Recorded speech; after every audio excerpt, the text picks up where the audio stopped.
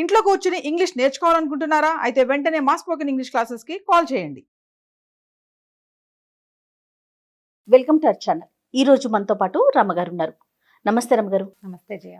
రమ్మగారు, మనము తెనాలి రామకృష్ణ స్టోరీలు చెప్పుకుంటున్నాం కదా, అందులో భాగంగా ఈరోజు ఒక స్టోరీ. అంటే ఇప్పుడు ఇంకా స్టార్ట్ చేయలేదు, ఇవాళ మొదలు పెడుతున్నాం. ఒకటి రెండు అంటే చిన్న గతంలో చిన్నవి చెప్పాం. చేసాము, అంటే మనం ఏమనుకున్నాం, ఇప్పటి నుంచి స్టార్ట్ సిరీస్ అనుకున్నాం. రైట్. సో తెనాలి రామకృష్ణ మనకి తెలుగు వాళ్ళకి బాగా సుపరిచితుడు.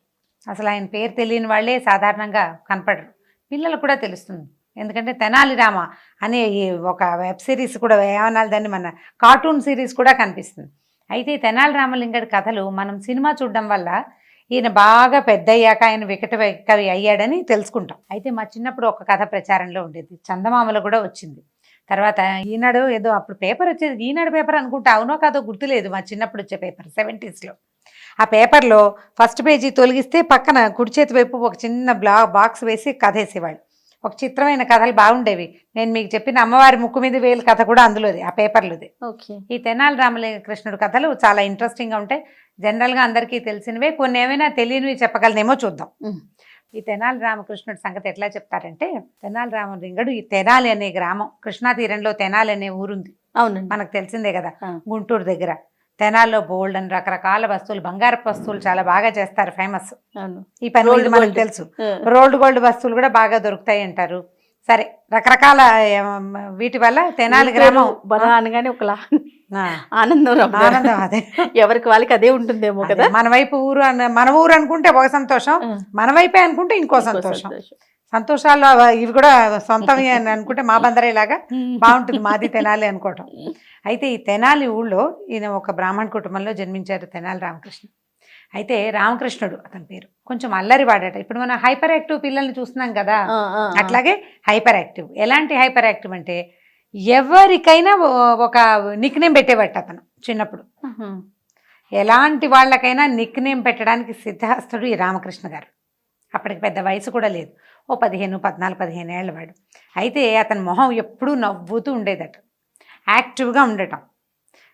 ఎవరు కనపడితే వాళ్ళతో ఏదో ఒకటి మాట్లాడేసి చెణుకులు విసిరి నవ్వించేయటం, అట్లా సరదాగా అల్లరిగా ఉండేవాడు. అయితే ఒకసారట అతను ఒక చెరువు గట్టును తిరుగుతుంటే స్నేహితులతోటి బిళ్ళంగోడు ఆడుకుంటుంటే ఒక యోగి ఆ దారిలో నడిచొస్తున్నారు. బిళ్ళంగోడు ఆడేటప్పుడు చాలా ప్రమాదకరమైన బిళ్ళంగోటి ఆట. ఎవరికైనా తెలుసా? మాకు తెలుసు అని చెప్పాలి జనాలు. పొడుగడ ఇంత కర్ర ఉంటుంది, ఇంత కర్ర, కార్నర్ లో కొడతారు, చిన్న కర్రని చెక్కుతారు. పొసలు చెక్కి ఏం చేస్తామంటే నేలలో ఒక చిన్న గొయ్యి తవ్వి, చిన్నది అంటే ఇది గుర్తుంటుంది అనమాట, ఇలా పెడతారు.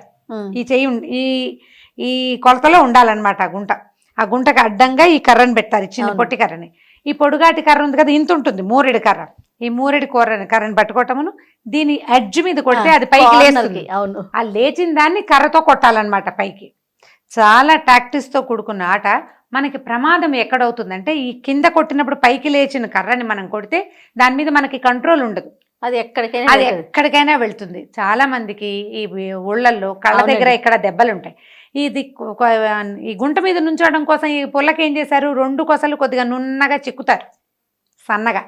ఆ పదునైన భాగం కనుక అంత పదునుగా ఉండదు, కానీ దూరం నుంచి విసురుగా తగిలినప్పుడు భలే ప్రమాదకరమైన దెబ్బ తగులుతుంది కదా, గట్టిగా తగులుతుంది. కర్ర ముక్కలు సాధారణంగా తుంగ కర్రలు ఉంటాయి కదా, వాటితో ఆడేవాళ్ళు.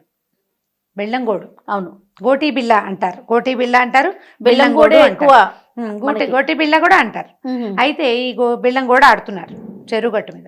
బెల్లంగోడు ఆడుతుంటే ఒక కుర్రాడు కొట్టేసరికల్లా ఆ దారిలో ఒక యోగి ఒక ఆయన నడిచేస్తుంటే ఈ తెనాలి రామలింగడు ఏం చేశాడంటే, ఆయన కనపడి తెలిసింది ఈ ఎగురుతున్న కర్ర పుల్ల ఆ వచ్చే మనిషికి తగిలే అవకాశం ఉందనుక, నేను తప్పుకో అని అరిచేసరికల్లా ఎవరి నుంచి ఎక్కడి నుంచి అన్నట్టు యోగి, అక్కడి నుంచే అని చెప్పాడు అనమాట సరదాకి. ఎవరి నుంచి ఎక్కడి నుంచి తప్పించుకోవాలి, ఎవరి నుంచి ఎక్కడి నుంచి అని ఆయన అడిగితే అక్కడి నుంచే అని చెప్పాడు. తప్పుకోమనేసరికల్లా ఈయన కొద్దిగా పక్కకి తప్పుకున్నాడు, బెల్లంగోడు పక్కకి వెళ్ళిపోయింది. వెళ్ళేసరికల్లా ఆయనకి ఎక్కడి నుంచి అనగానే నవ్వొచ్చిందనమాట. ఎంత బాగా మాట్లాడుతున్నావో నాయన, నీ పేరేమిటి అని అడిగితే ఇగో ఫలానా పేరు అని. ఇతను నవ్వుతూ, ఇది హాస్యాస్పదంగా మాట్లాడతాడు కదా, ఏమంటే మొహం మీదకి కర్ర వస్తోంది, అది కనపడదు అనుకోండి, కానీ ఎవరైనా ఇంతమంది పిల్లలు ఆడుతున్నారు, బెల్లంగోడేమో తప్పుకోమంటున్నాడేమో అని మీకు అర్థం కావాలి కదండి, ఎవరి నుంచి ఎక్కడి నుంచి అంటారంటే, అది కాదు నాయన, ఇక్కడి నుంచి తప్పించుకున్నా. నా మొహానికి దెబ్బ తగలాలని గనక రాసుంటే ఇక్కడి నుంచి తప్పించుకుంటే నేను గేదెకో అడ్డం వెళ్తా, అది పొడి చేస్తుంది. లేదా ఏ గోతులోనో పడతా, లేదా పట్టు తప్పి పక్కనున్న చెరులో పడచ్చు, కాలువలో పడచ్చు. దేని నుంచి తప్పించుకోగలను నేను? ఈ దెబ్బ నుంచి తప్పించుకున్నా. దెబ్బ పడాలని గనక నా ముఖాన రాసుంటే, అంటే మాస్టర్ ప్లాన్ గనక అదైతే దీని నుంచి తప్పించుకుంటే ఇంకోటి తగులుతుంది. అందుకన్నానంటే మీరు భలే మాట్లాడతారండి అన్నాడు. నువ్వు కూడా బాగా మాట్లాడుతున్నావు, ఏమిటి నీ పేరు కనుక్కున్నాడు. ఏమొచ్చు నీకేమైనా సంస్కృతం వచ్చా, తెలుగు వచ్చా అని కనుక్కొని, నీ ముఖంలో ఒక విశేషమైన ప్రజ్ఞ ఉందో, రా నాతోటి రా అని ఆయన తనతో పాటు తీసుకెళ్ళాడు. ఈ రామకృష్ణ ఏం చేశాడు, కుర్రాడు కదా, మీరు ఎక్కడి నుంచి వస్తున్నారు ఏమిటి ఏదో అడిగాడు. మా ఇంటికి రండి, మా అమ్మ అన్నం పెడుతుంది మీకు అన్నాడు. సరే వాకిట్లోకి తీసుకెళ్ళి అరిటాకు కోసి ఆయనకి అన్నం పెట్టించాడు వాళ్ళ అమ్మతోటి.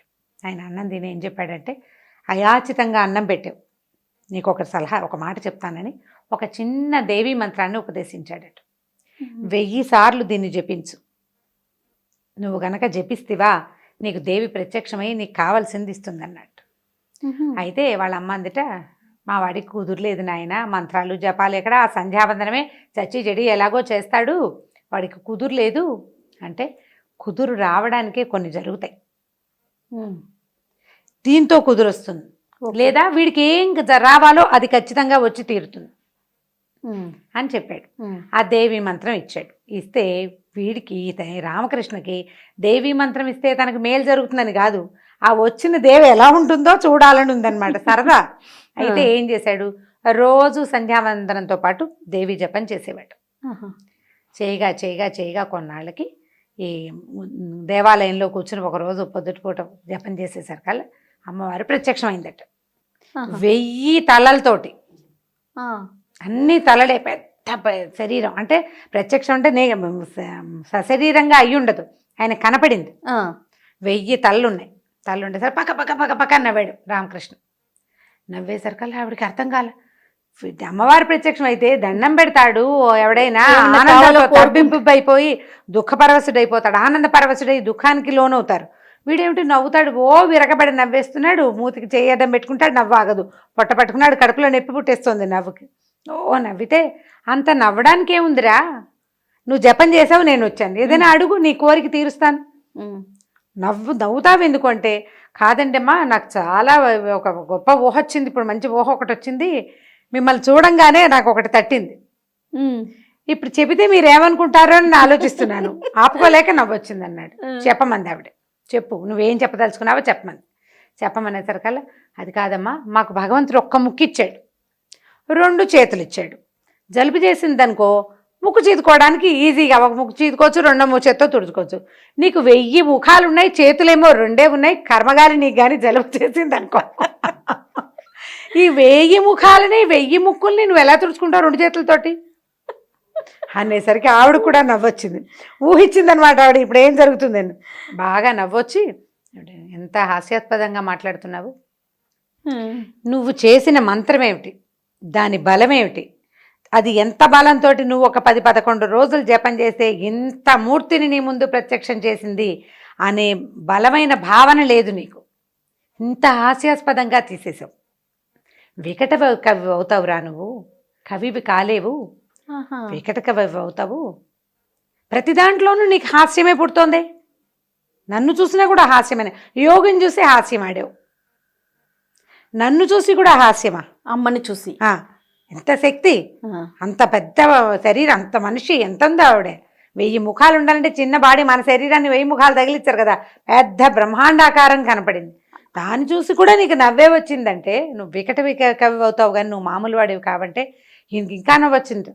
ఎంత మంచి పేరు ఇచ్చావు నాకు, ఇటు నుంచి చూసినా అటు నుంచి చూసినా ఒకటే పేరు వస్తుంది అన్నాడు. వికట కవి రాసామనుకో, ముందు నుంచి వెనక నుంచి వికట కవే ఉంటుంది, తిరగేసి చూసినా మరగేసి చూసినా ఒకేలా ఉండే పేరుని భలే ఇచ్చావమ్మా, నాకెంత నవ్వు వస్తుందో నువ్వు అంత నవ్వు గొలిపే పేరు ఇచ్చావన్నాడు. దానికి కూడా నవ్వుతావురా నువ్వు అని ఆవిడ ఆశ్చర్యపోయింది. ఈ పేరుతోటే ప్రఖ్యాతుడు అవుదుగాని నువ్వు, అవును అని చెప్పి నాలిక చాపు, నోరు తెరిచి నాలిక చాపమందట, నాలిక మీద ఒక బీజాక్షరం రాసింది అని చెప్తారు. మామూలుగా దేవి బీజాక్షరాలు ఉంటాయి, ఒకే ఒక అక్షరం సరస్వతి బీజం ఈయనకి అనుగ్రహించింది అమ్మవారని చెప్తారు.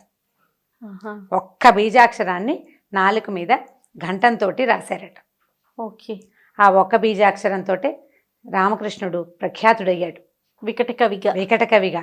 వికట కవి అంటే మామూలుగా మనకి నవ్వొచ్చే రకరకాల మాటలు, చెణుకులు, మాటల మాంత్రికత్వం ఒకటే కాదు. ఆయన రాసిన అత్యద్భుతమైన మహాకావ్యం ఏమనాలంటే ఒక పద్యకావ్యమే పాండురంగ మహత్యం. ఎంత పరమాద్భుతమైన పద్యాలంటే అందులో ఉన్నవి చెప్పుకుని తీరాలి. పాండురంగ మహత్యం పాఠం చెప్తామని ఎవరైనా దొరికితే పరిగెత్తుకుంటూ వెళ్ళి వినడానికి రెడీ. నేను ఎంత బాగుంటుంది. నేను కూడా చిన్నప్పుడు మధ్యలో కొంత భాగాలు నిగమ శర్మ కథ అవన్నీ చదువుకున్నాం, కొన్ని చదివాం. అంటే మా డిగ్రీ క్లాసెస్లో కొన్ని సంవత్సరానికి ఒకటి చొప్పున ఏదో పెడతారు. ఓకే. నిగమ శర్మ నిగమ శర్మ ఉపాఖ్యానం ఒకటి ఉంటుంది, అది చదువుకున్నాను నేను. ఎంత బాగుంటాయో పద్యాలు. ఇది తెనాలి రామకృష్ణుడు సరదా సంగతులు తెలిసిన వాళ్ళు ఇంత కావ్యం ఆయన రాశాడంటే నమ్మలేనంత పరమాద్భుతంగా ఉంటుంది. మనకి అల్లసాని పెద్దనతో ఆయన విసిరిన చెణుకులు, తాతాచార్యుల వారితో ఆయన ఆడిన హేళనలు, కృష్ణదేవరాయల ఈ కాలంలో అంటే మన అష్టదిగ్గజాలతో పాటు ఉండి ప్రతిసారి రాయల్ని ఏదో ఒక సమస్య నుంచి, అంటే బయట నుంచి వచ్చిన కవుల సమస్యల నుంచి కాపాడిన సందర్భాలు అన్ని చోట్ల అదందాలకు ప్రతిభ, అతి పదునైన నాలుక, ఏ పక్కకైనా తిరిగి ఏదైనా మాట్లాడగలిగే ప్రతిభని బాగా చూసాం మనం. ఎన్నో కథలు ఉన్నాయి. కొన్ని అంటే మామూలు సరదాగా చెప్పుకునేందుకు కొన్ని ఉంటే, కవిత్వానికి గీటురాయిగా కనపడే పద్యాలు కొన్ని, అట్లా రకరకాల కథలు ఉన్నాయి. ఈ 1000 తలలు 1000 ముక్కులను ఎలా చీదుకుంటావో అని అమ్మవారిని అడిగిన కథ ప్రాముఖ్యంలో లేదు. జనాలందరికీ మేకను బలేశారన్న కథే బాగా తెలుస్తుంది. ఈ కథని చెప్పచ్చు పిల్లలకి. స్టార్టింగ్ పాయింట్ ఇది. ఇక్కడి నుంచి ఈయన ఏం చేశాడంటే ఇక్కడ ఈ తెనాలి గ్రామాన్ని వదిలిపెట్టాడు. ఇంకో కొంచెం ఫర్దర్గా చదువుకుని తర్వాత ఇతను విజయనగర సామ్రాజ్యానికి వెళ్ళాడు.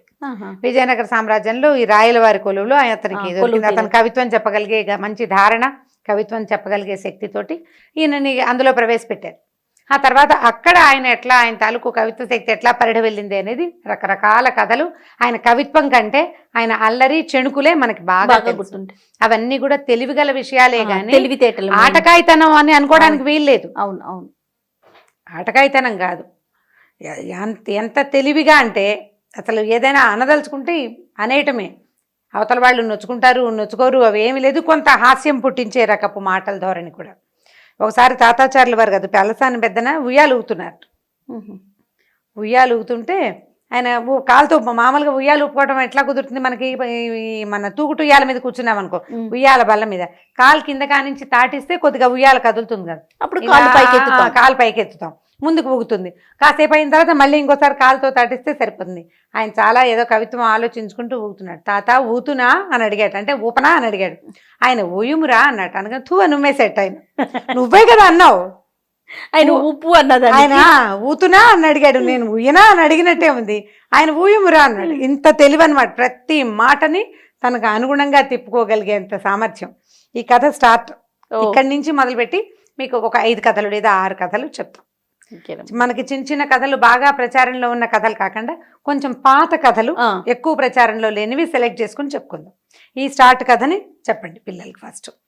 రైట్. ముందు అసలు ఈయన గురించి, తెనాలి రామకృష్ణ గురించి. ఇప్పుడు ఈయన ఎట్లా వికటక అన్న పేరు ఎలా వచ్చింది? వాళ్ళ ఊరు అది కదా, కాబట్టి ఇంకా తెనాలి వచ్చేసి అంటే ఆ ఊరు నుంచి వచ్చాడు కాబట్టి ఆ ఊరి పేరు. మన చాలా ఇంటి పేర్లలో ఫలానా ఊరు వారు అవటం వల్లే ఆ పేర్లు ఉంటూ ఉంటాయి. అవునవును. అట్లా వచ్చిన గుర్తింపులో ఇది ఒకటి అనమాట. రైట్. ఓకే రమ్మ గారు, నెక్స్ట్ వీడియోస్ లో మనం స్టోరీస్ లోకి వెళ్దాం ఇంకా. ఓకే, నమస్తే. నమస్తే.